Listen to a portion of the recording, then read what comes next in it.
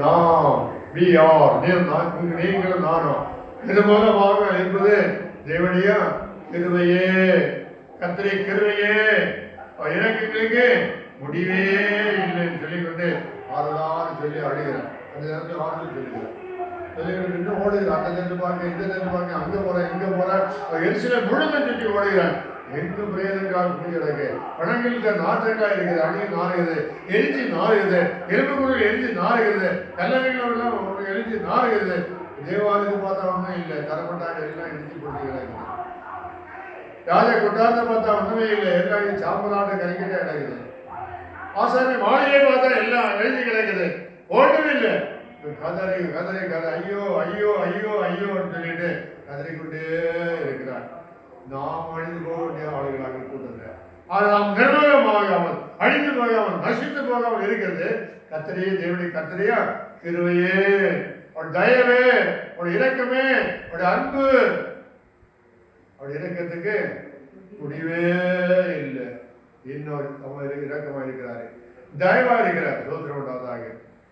இந்த வருஷத்தில் உள்ள மரணங்களை பார்க்கும்போது உலக ஜனங்களும் ஞானிகளும் படித்தவர்களும் படிப்புகளும் பயங்கரமாக அந்த ஆளுகளும் பணக்கார கோடி சொல்லலாம் அழித்து போனாங்க.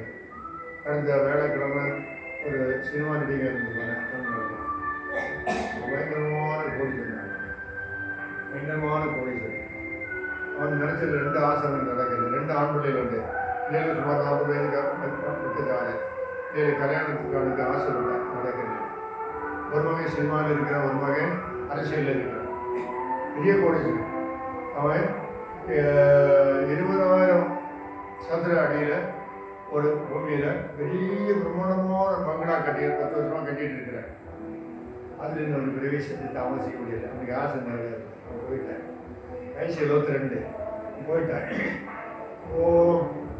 எல்லாம் போயிட்டு இதில் ஊழியக்கான நேர் போயிட்டாங்க. என்ன ஆசை வச்சிருப்பாங்க? 10 வருஷத்தில் நாங்கள் அந்த காரியம் செய்வோம், எங்கள் ஆலயத்துக்கு பெரிதாக்குவோம், எங்கள் சபையில் பெரிய கன்வென்ஷன் நடத்துவோம், எங்கள் விசுவாசத்துக்கு பெரிய சில காரியங்கள் செய்வோம்.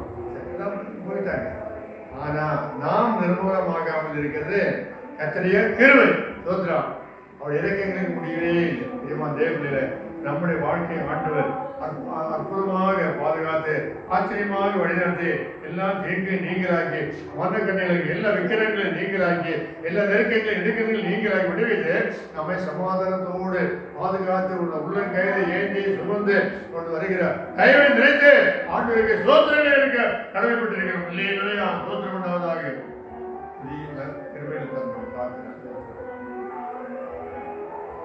எத்தனையோ தடவை நம்ம வெட்டுவதற்காக ஓடனே வந்தது.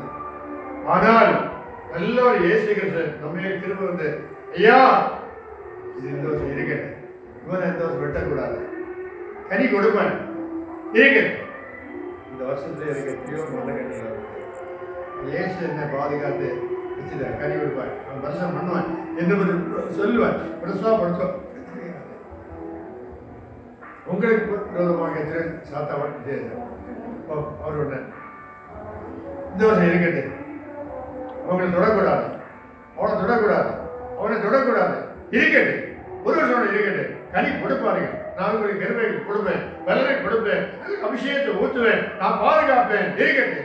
தோற்றணும் அன்று நம்ம பாதுகாத்து நிர்மூலமாகி அழிந்து கொண்டு நம்ம அவன் நிர்மாணம் ஆகாமல் பாதுகாத்து வழிநடத்தி தருகிறார். தேவனுடைய சுத்த கிருபைக்காக கர்த்தரை ஸ்தோத்திரிக்கிறேன். ஸ்தோத்திரம் உண்டாவதாக. நிஜமானவர்களை சொன்னாரு, தோட்டத்தை பார்த்தாரு, அத்திமரம் இருந்தது. திராட்சை தோட்டத்தில் அத்திமரம் தர மாட்டாங்க. அத்திமரம் பயங்கரம் வளரும். திராட்சை அப்படியே படந்துட்டே இருக்கு, அதை படத்து விடலாம். நிறைய கரை அது திராட்சை கூட குறையாக காய்க்கும். அவர் வந்து பார்த்து ஒருபாடு திராட்சை தோட்டம் ஒரு அத்தி மரத்தையும் நட்டுருக்கிறாரு. ஆறு தோட்டக்காரர். அப்போ 3ஆம் வருஷத்துல கனி கொடுக்கும். அப்போ எஜமான் வந்து பார்த்து அது கனி இல்லை, மரம் கொழுத்து செழித்து நிற்குது. இதனால பக்கத்தில் இருக்கிற திராட்சை செடிகள் எல்லாம் ஒரு மாதிரி வதக்கி வாடி நிற்காது. ஒரு இதற்கு சாப்பிட்டுட்டு கனி பார்த்தாரு இல்லை. ஒன்று தோட்டக்காரர் பார்த்துனார், இது ஏன் நிலத்தை கிடைக்குது, 3 வருஷமா கனி ஒன்றும் இல்லை, வெட்டி போடும். எஜமான பார்த்தேன், ஏசு சொன்ன காரியம் விஷயத்தில் இருக்கு. போய் பார்த்து இந்த வருஷம் மரம் இந்த வருஷம் கூட இருக்கட்டும், இந்த வருஷம் கூட இருக்கட்டும், வெட்ட வேண்டாம், அது கனி தரும். நான் சுற்றிலும் கொத்தி எதை போட்டு அதை கண்டிப்பாக பார்க்கிறேன், அது கனித்தரம் இருக்கட்டு என்று சொல்லி ஆண்டவர் என்ன செய்தார்? புரிந்து கொண்டதாக பரிந்து பேசினதாக லூக்கா சுவிசேஷம் 13 அதிகாரத்தில் 6ஆம் வசனத்தை வாசிப்போம். லூக்கா 13 அதிகாரம் 6ஆம் வசனம். புதிய ஏற்பாட்டில் 103வது பக்கம், 103வது பக்கத்தில் லூக்கா 13 அதிகாரம் 6-7 வசனத்தை வாசிப்போம். 7-8 ஆண்டவர் நமக்கு பரிந்து பேசுகிறார். ஸ்தோத்திரம் உண்டாவதாக சொல்லும்போது, அப்பொழுது அவர் ஒரு உவமையை சொன்னார். ஒரு தன் திராட்சை தோட்டத்தில் ஒரு அத்தி மரத்தை நட்டிருந்தார். அவன் வந்து அதில் கனியை தேடும்போது ஒன்று காணவில்லை. அப்பொழுது அவன் தோட்டக்காரனை நோக்கி, இதோ 3 வருஷமாய் இந்த அத்தி மரத்தில் கனியை தேடி வருகிறேன், ஒன்றையும் காணவில்லை, இதை வெட்டி போடு, இந்நிலத்தையும் ஏன் கிடைக்கிறது என்றான். அதற்கு தோட்டக்காரன் சொல்லுகிறான், அவன், ஐயா, இது இந்த வருஷம் இருக்கட்டும், நான் இதை சுற்றிலும் கொத்தி எரு போடுவேன், கனி கொடுத்தால் சரி, கொடாவிட்டால் இனிமேல் இதை வெட்டி போடலாம் என்று சொன்னார். பாருங்க, அந்த தோட்டக்காரன் வேலைக்காரன் எஜமானத்தில் அவன் தயவு சொல்லி மறுத்து விட்டாமல் தடுத்து விட்டான். யாவாகிய தேவன் நம்மை இன்றைய தடவை இந்த பிரயோஜனம் இல்லைன்னு உருவமாக அவர் சில காரியங்கள் செய்ய வந்தபோது, இயேசு இருக்கட்டும், எஜமானனே இருக்கட்டும், இருக்கட்டும், பிரயோஜனப்படுவாங்க, கனி கொடுப்பாங்க, போய் சாட்சியா இருப்பாங்க, கிருபை கொடுப்போம், வரங்களை கொடுப்போம், ஆவியான அதிகாரங்களை கொடுப்போம், அவங்க இன்னும் செயல்படுவாங்க, வெட்ட வேண்டாம், அழிக்க வேண்டாம், ஜீவனோடு இருக்கிறது சொல்லி நமக்கு பரிந்து பேசி நம்ம உலகத்தில் ஆண்டு வைத்திருக்கிறார். ஒரு அருமையான காரியம். 6, 7, 8, 9 வசனங்களில் 4 வசனத்தில் இயேசு சொன்ன அந்த உவமை அருமையான நம்ம ஆண்டு அழித்து போடாமல் கெடுத்து போடாமல் கோடனையானது வேறவே கொண்டு வைக்கப்பட்டிருக்கார்.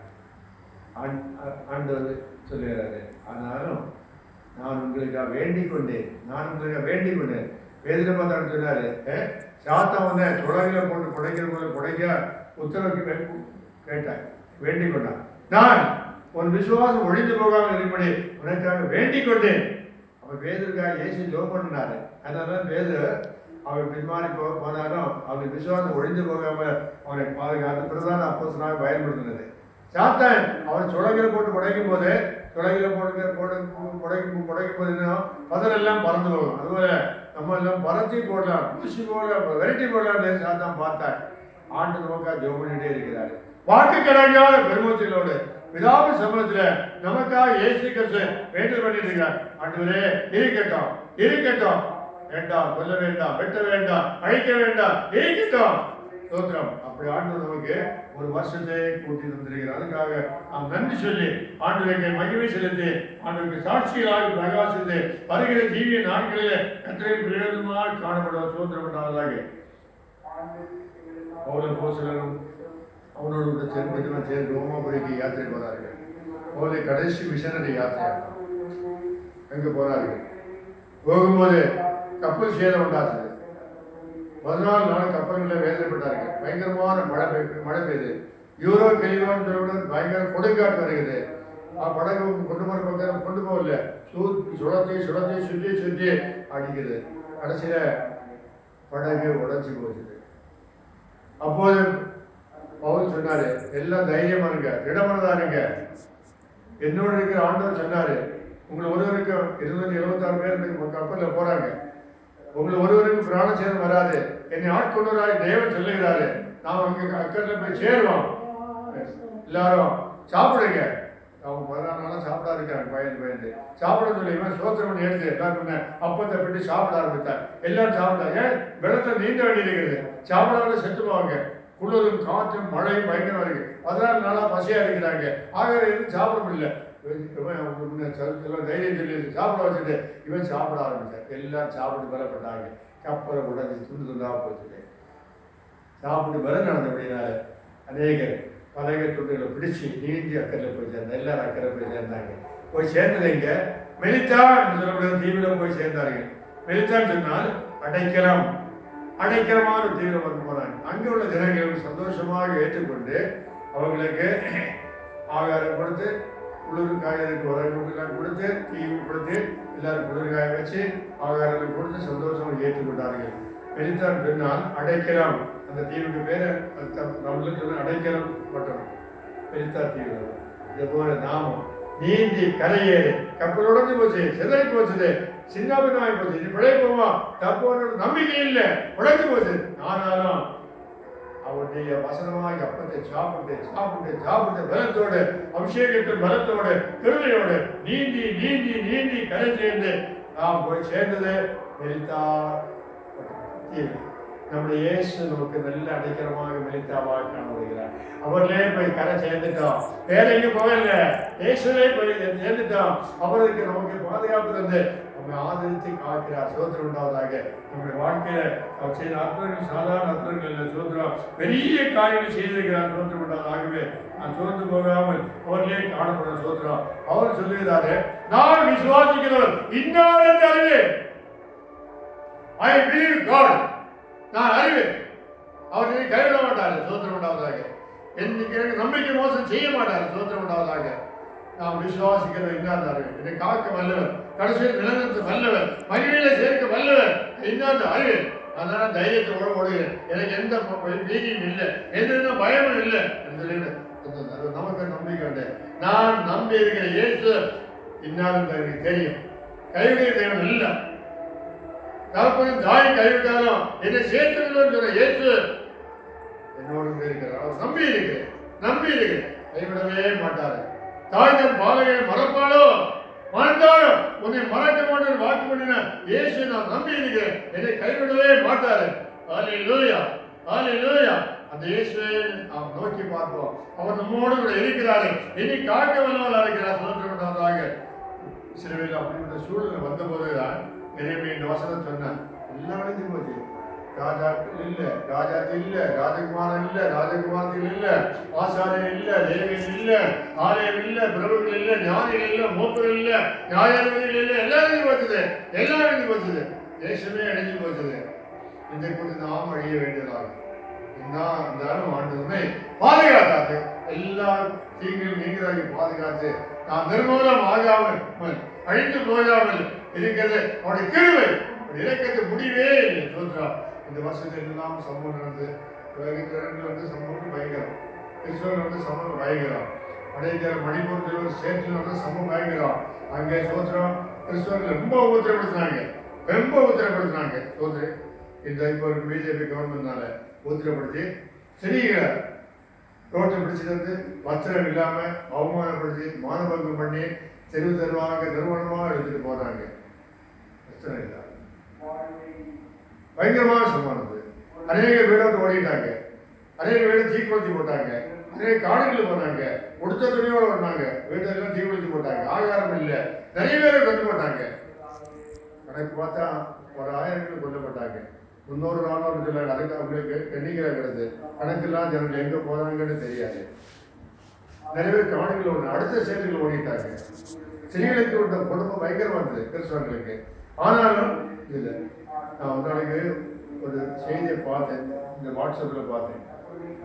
கொஞ்சம் ஸ்திரீகளாக சேர்ந்து ஒரு ஸ்திரியை பிடிச்சி அவளை அடித்து துணியில் ப்ளவுஸில் வலிச்சு இந்த பூம்பில் பிடிச்சி கிழிச்சு சாரியில் வலிச்சு உறிஞ்சி ஒரு இந்து கோவில் கொண்டு போகிறாங்க. கொண்டு போய் அங்கே அவன் தான் தெய்வத்தை பேரை சொல்லி கூப்பிட வைக்காங்க. போட்டு அடிக்கணும், ஐயோன்னு அழுகிறான். எல்லாரும் போட்டு அடித்து பிடிச்சி துணியில் வலிச்சு கிழிச்சு நிர்வாணோடு கொண்டு போய் அந்த சாமிக்கு பேரை சொல்லி சொல்லு சொல்லு சொல்லு கூப்பிடுன்னு சொல்லி கொடுக்காரு. அவர் ஏசு மசிகா ஏசு மசிகா ஏசு மசிகா இந்தியில் அப்படின்னு ஏசு மேசியா நடந்தது. ஏசு மசிகா பேசுவான். பின்ன அவனை அடிக்கா, துணியை வச்சு அவனை பிடிச்சி உருட்டி போடா, சவுட்டா, மற்ற சவுட்டா, இப்போ அடிக்கிறோம், அது செய்யா இதை செய்யா சொல்லிட்டு அவங்க தான் நாமத்தை சொல்ல அந்த காணி இந்த காணி இந்த பேரை சொல்லியா கூப்பிடுன்னு சொல்லிட்டு உடனே விட்டுறேன். ஒரு ஒருத்தர் செய்ய மாட்டேங்குது. இவன் ஏசு மசிகா ஏசு மசிகா ஏசு மசிகா போட்டு அடிச்சு ஐயோட படுத்த கொடுமை. அப்படி இருக்கும் பேரை பிடிச்சிருக்காங்க. அவங்களும் இப்படியே சொல்லுவாங்க. இவங்க அந்த குறுக்க தெய்வத்துக்கு பேரை சொல்லி கும்பிட சொல்லுங்க. அவளும் ஏசு மசிகா ஏசு மசிகா இப்படி இந்த வாட்ஸ்அப்பில் பார்த்தேன். எனக்கு என்ன நடந்தது இப்படி ஒரு காரணம் நம்முடைய இந்தியாவுக்கு வந்து சுதந்திர இந்தியாவுக்கு வந்து தான் எதிர் வேதனை போட்டது. சோத்திரம் உண்டாவதாக. லோகம் மோசமான கண்டிஷன் போது சோத்திரம் உண்டாவதாக. நிறைய பேர் கொல்லப்பட்டாங்க. தேவாலயம் நிறைய இடிபட்டுவிட்டது. ஊழியக்காரர் நிறைய கொலை செய்யப்பட்டார்கள். விசுவாசிகள் நிறைய பேர் கொலை செய்யப்பட்டார்கள். பிள்ளைகள் நிறைய பேர் கொலை செய்யப்பட்டார்கள். மணிப்பூர் அது இன்னும் கலவரம் தீரலை. இப்போதைக்கு ஸ்பெஷலாக இருக்குது. ராணுவ அதிகாரி பாதுகாப்பு போதனை அங்கே ஒன்றும் செய்ய முடியாது. ஒன்றும் செய்ய விடணும். அந்த துச்சமாக ஒன்றும் செய்ய விடலை. பட்டாளர் ரெண்டாவது செய்தால் ஒன்றே கொண்டு போடாது. இவங்க பயந்து பட்டாளர் மனுஷன் இருந்தார். அவர் மாதிரி பிள்ளைங்க குடும்பம் இருக்கு இல்லையா, பயந்து ஒன்றும் செய்யலை. இந்த அக்கிரமம் செய்தவரை பற்றி கேஸ் போட்டவர் கவர்மெண்ட் ஏன்னு கேட்கல, போலீஸார் ஏன்னு கேட்கல, ஒன்றும் கேட்கல. அவருக்கு கேஸ் போடவோ கண்டிக்கவோ விசாரிக்கவோ ஒன்றுமே இல்லை. பிரைமினிஸ்டர் வரைக்கும் ஒரு சம்பவம் போச்சு. ஒரு ராஜீவ் காந்தி கத்திட்டு இருக்கிறாரு. அந்த ஒரு மனுஷன் வந்து கத்திட்டு இருக்கிறாரு. அவரை கொண்டதுக்கு எல்லாமே காரியம் செய்தாங்க. ரெண்டாவது பார்லிமெண்ட் கூட்டம் நடந்தது. அங்கே பார்லிமெண்ட்டுக்குள்ள விஷம் புகை கொண்டு போட்டு ராஜீவ்காந்தி இருக்கிற ராஜீவ்காந்தி கொண்டு போட்டு அங்கே பயங்கரமாக பார்லிமெண்ட் வந்து பயங்கர புகை இருந்துச்சு. எப்படிமா இருக்கும் கூட்டம் நடந்திருக்கு நடந்துட்டு. அது தட்டி கட்டினால 141 எம்பிகளுக்கு பதவி நீக்கிட்டாங்க எதிர்கட்சியில் உள்ளவங்க. ஏன் பார்லிமெண்ட் நடந்தது? இங்கே போலீஸ் இல்லையா, இங்கே பாதுகாப்பு இல்லையா, ஏன் அனுமதிச்சிங்க? இதை அனுமதி கொடுத்து விட்டு சீட்டு கொடுத்து விட்டு யாரு ஒரு பிஜேபியில் ஒரு எம்பி இவங்க தீவிரவாதிகளை விட்டு விஷ குண்டுகளை கொண்டு போட்டு விஷ குண்டுகளை ராஜீவ்காந்தி பக்கத்தில் போட்டு அது வெடிச்சு எங்கே புகையாவும் பயங்கர புகை இருக்குது. இது ஏன் இப்படி நடந்தது? எப்படி இருக்கு? பாதுகாப்பு இல்லை, ஏன் பார்லிமெண்ட் எப்படி இருக்கு அனுமதிச்சு கேட்டு 141 எம்பிகளை அந்த கூட்டத்தில் இல்லாமல் பதவியில் தள்ளி அவங்க வெளியாக்கிட்டாங்க. போலீஸ் வெளியே தள்ளி அவங்க கூட்டத்தொடரில் பங்கெடுக்கிறதாம அப்படி கண்டிச்சாங்க. இப்படி ஒரு பெரிய காலம் இருக்கிறது. அதான் ஜோம் பண்ணணும். ஆட்சி மாற்றம் கண்டிப்பாக வந்து தான் ஆகணும். இந்த ஆட்சி வேண்டாமே வேண்டாம், சூத்திரம் உண்டாவதாக. இந்த மரணம் வேண்டாம். சமாதானமான பரணம் இந்தியாவில் வருவதற்காக ஆட்சி மாற்றத்தை ஜோம் பண்ணணும், சூத்திரம் உண்டாவதாக. கொடிய காலத்து வந்திருக்கிறோம். நிர்மூலமாகி அணைந்திருக்கிறார்கள். நாமும் நிர்மூலமாக அணைப்பது தேவனுடைய கிருபையே, இலக்கங்கள் முடியே இல்லை, சோத்திரம் உண்டாவதாக. ஆண்டு நோய் செய்த எல்லா கிருபைகள் இருந்து ஆண்டு அதிகமாக துதிக்க சோத்திரிக்க நாம் கடமையாக காணப்படுகிறோம். கத்து நமக்காக பெரிய காரியம் செய்யவில்லை இருக்கிறார். சோத்திரம். எப்படி தப்பி கரை சேர்ந்து மெலித்தா தீவில் போய் சேர்ந்தார்கள். சோத்திரம். அந்த மெலித்தா நம்முடைய இயேசுவா இருக்கிறார். இயேசுதான் நமக்கு அடைக்கிறவா இருக்கிறாரு. நம்மை கரையேற வைத்தாரு, பாதுகாத்தாரு. ஒரு 335 நாள் தாண்டி போய் நீந்தி பல பிரச்சனை